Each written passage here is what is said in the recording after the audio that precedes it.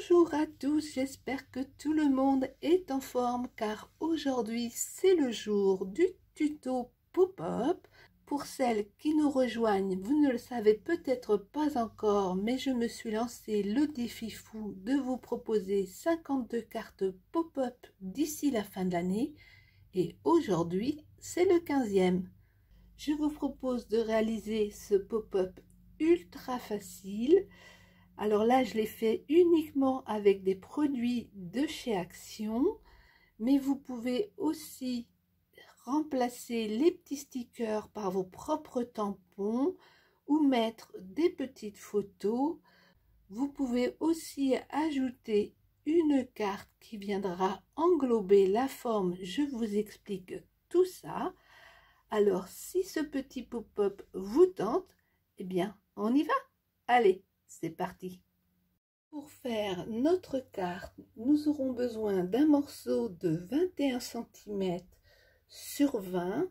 Donc, je vous conseille de prendre un papier assez épais, au moins 180 grammes, et de préférence recto verso.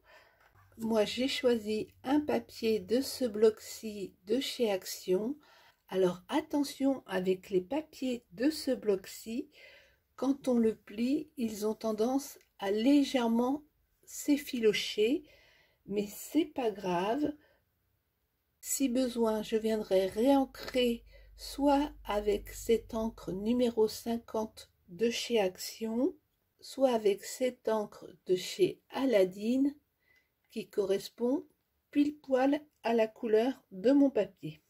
Pour éviter la gâche du papier, je mets les 29,7 cm tournés vers le haut et je viens m'aligner ici à 20 cm pour couper mon morceau de 21 cm sur 20.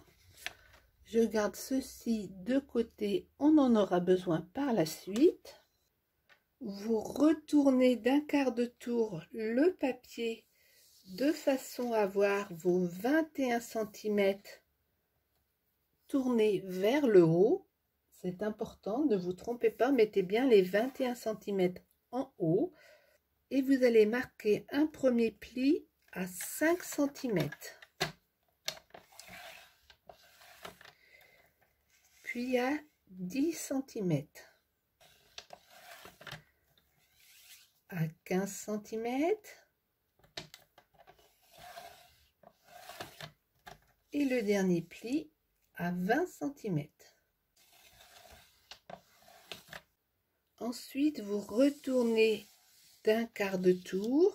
Vous avez votre petite bande d'1 cm tournée vers le bas.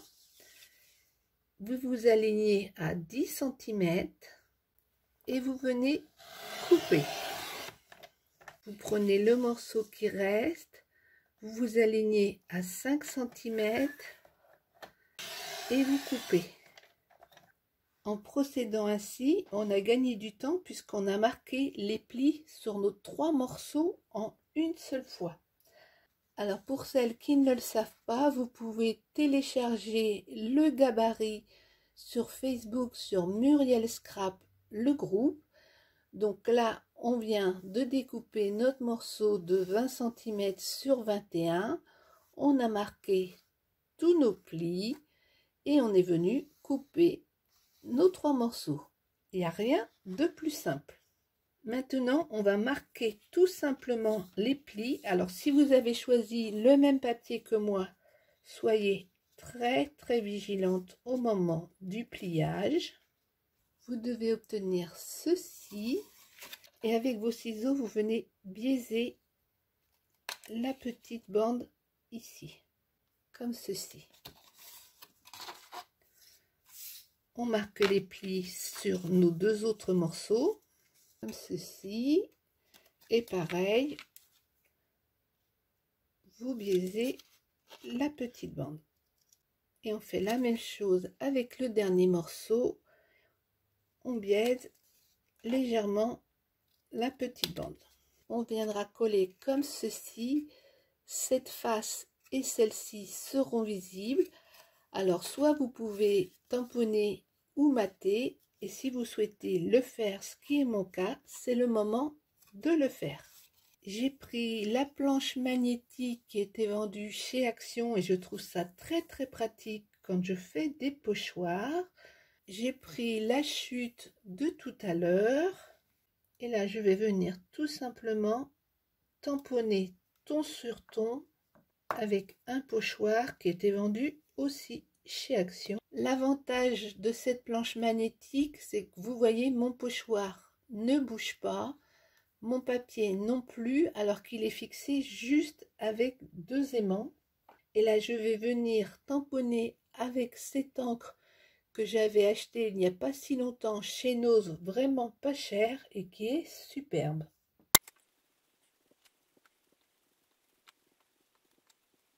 Je viens de déplacer mon pochoir pour finir de tamponner mon morceau.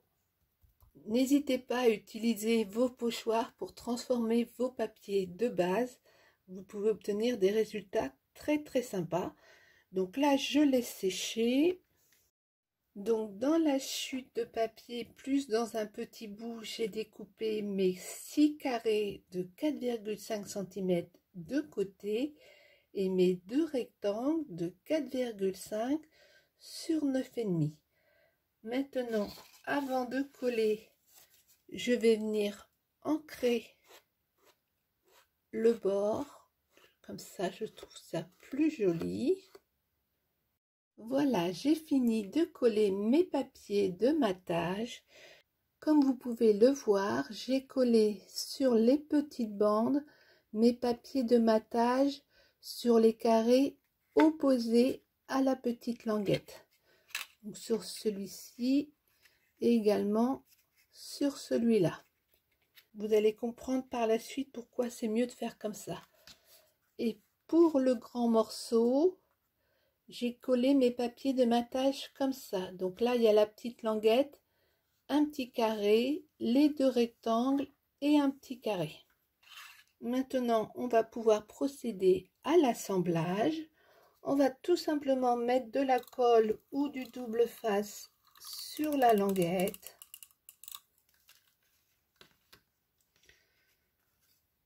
Je retourne, je plie et je viens rabattre.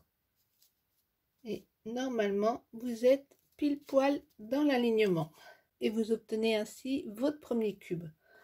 On fait la même chose sur les 2 autres bandes. On met de la colle ou du double face sur la petite languette. On retourne, on rabat comme ceci et on rabat comme cela et on appuie bien pour bien faire adhérer. Et hop, magie, notre cube est déjà fait. On fait la même chose avec le deuxième. On met de la colle sur la languette. On retourne, on rabat l'autre. On appuie pour bien faire adhérer. Et le tour est joué. On positionne le grand cube de façon à voir les 2 petits carrés ici. Vous prenez un de vos petits cubes, vous le pliez de façon à voir ici un papier de matage, la vide, là un papier de matage et ici vous venez mettre de la colle. Vous prenez votre grand cube, vous venez coller votre petit cube sur le grand.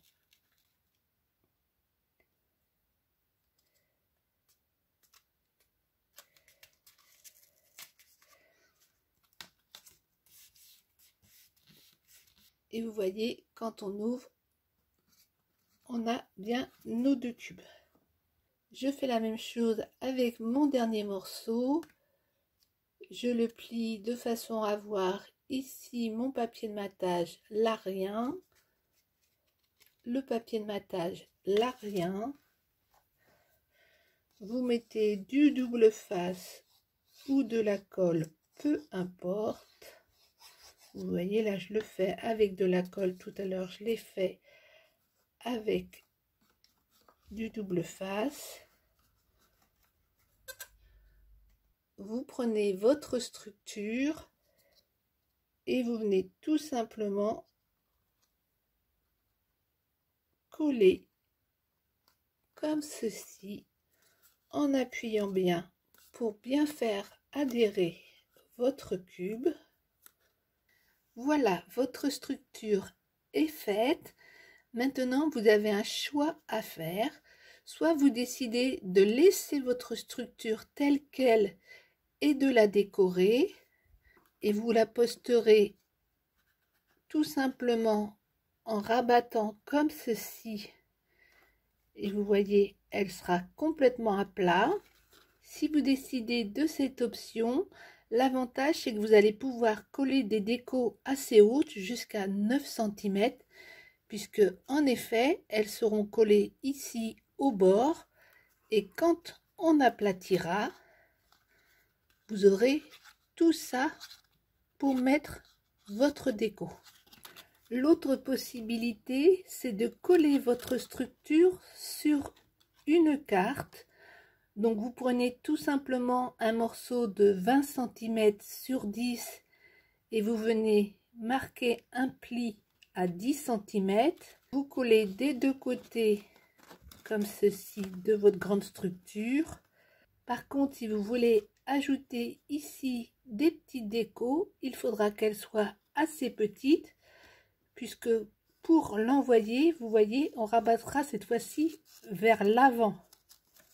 Comme ceci et comme cela. Donc en fonction du choix que vous faites, vous ne pourrez pas mettre le même type de déco.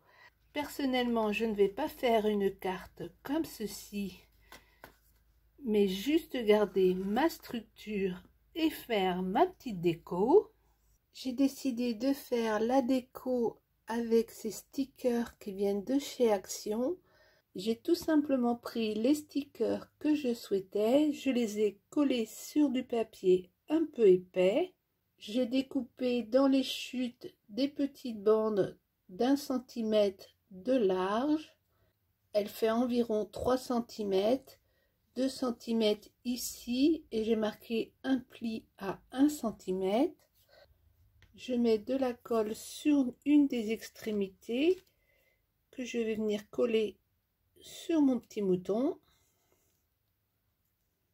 comme ceci. Maintenant je mets de la colle et comme ça le petit mouton est collé. Je vais rajouter Happy Birthday. Sur le Happy Birthday je fais la même chose, je prends une petite bande, je colle, hop, je mets de la colle au dos.